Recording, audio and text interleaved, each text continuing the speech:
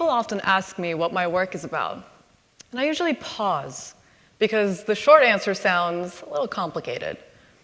I work at the intersection of artificial intelligence, space technologies, and international law. I spend my days thinking about systems, how they're designed, how they grow powerful, and who they're accountable to. But what shaped my understanding of responsibility didn't begin in space. It began on the ground with a horse. When I was 15, I was standing on a street in Florence in the middle of summer.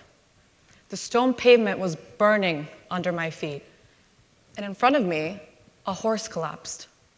Not dramatically, just slowly, like his body had quietly decided that it had had enough.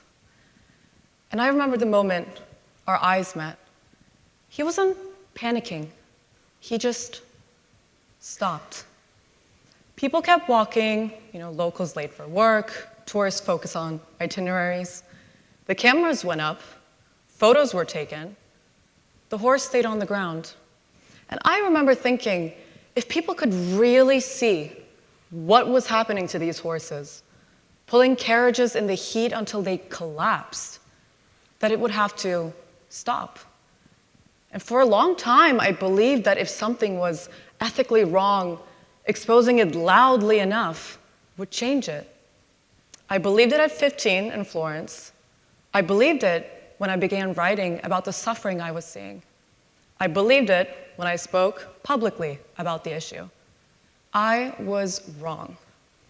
4 years later, I encountered the same pattern in a different place, the Princess Islands in Turkey. Horse-drawn carriages were still operating, horses were still collapsing in public view, and activists had already been protesting the system for years. The moral case was clear, and yet the system remained intact. And at first, I thought the problem was indifference. But this time, something different happened. I was invited into the room. I wasn't there as an activist protesting from the outside. I was there as someone who was asked to help design a solution.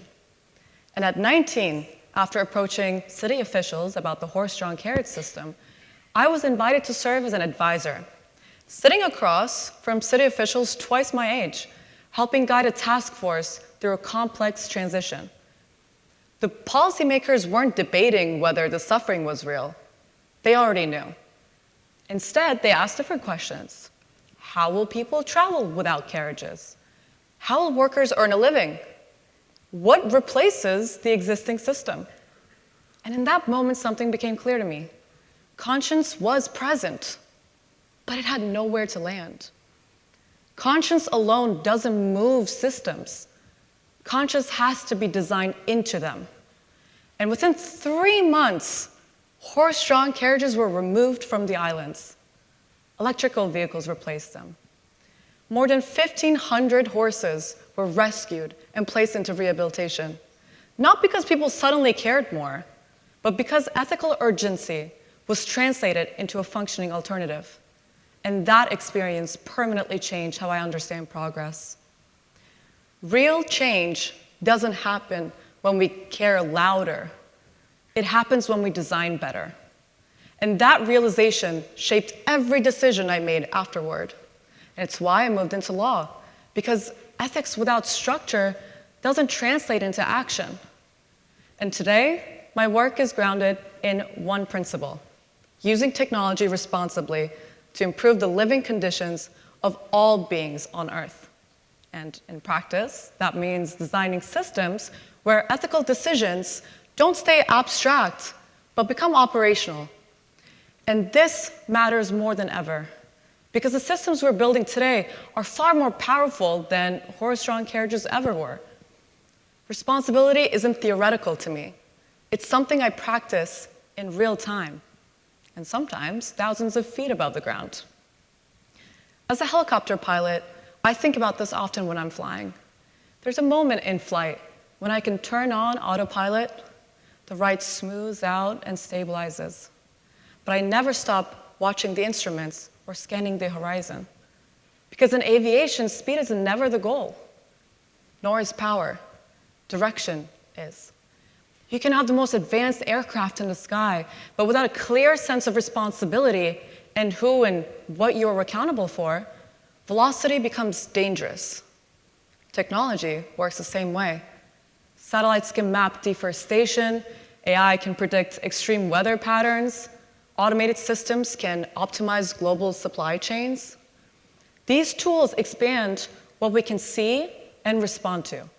But the same tools can also produce harm that remains invisible. Not because the harm doesn't exist, but because no one designed the system to recognize it. Technology multiplies vision. Conscience determines intent. One of the most persistent blind spots across law, technology, and policy is non-human life. Animals are affected by nearly every system we build: food production, transportation, climate response, AI-driven logistics. For example, a delivery system designed to optimize routes may reduce emissions while increasing roadkill, wildlife corridors no one thought to monitor. And not because the harm is invisible, but because our systems quietly reflect a moral decision about what counts. And this realization now guides everything I do. The problem isn't that our machines lack intelligence, it's that our imagination lacks responsibility. We keep asking what our technology can do: faster, cheaper, farther. We rarely ask who it should answer to. And this isn't just a metaphor for me. It's something I've learned firsthand as a pilot. Innovation without ethics isn't vision. It's velocity without direction. So what does conscience look like in the age of creation? It looks like designing systems that make harm visible and actionable. It looks like translating ethical concern into accountability. I've seen what happens when we do this right. Systems don't just become smarter, they become more humane. For example, satellite systems used to detect illegal wildlife trafficking can support enforcement, making harm visible, protecting animals and ecosystems. The question of our time isn't how powerful our technologies will become. The real question is, will our conscience scale as fast as our creations do?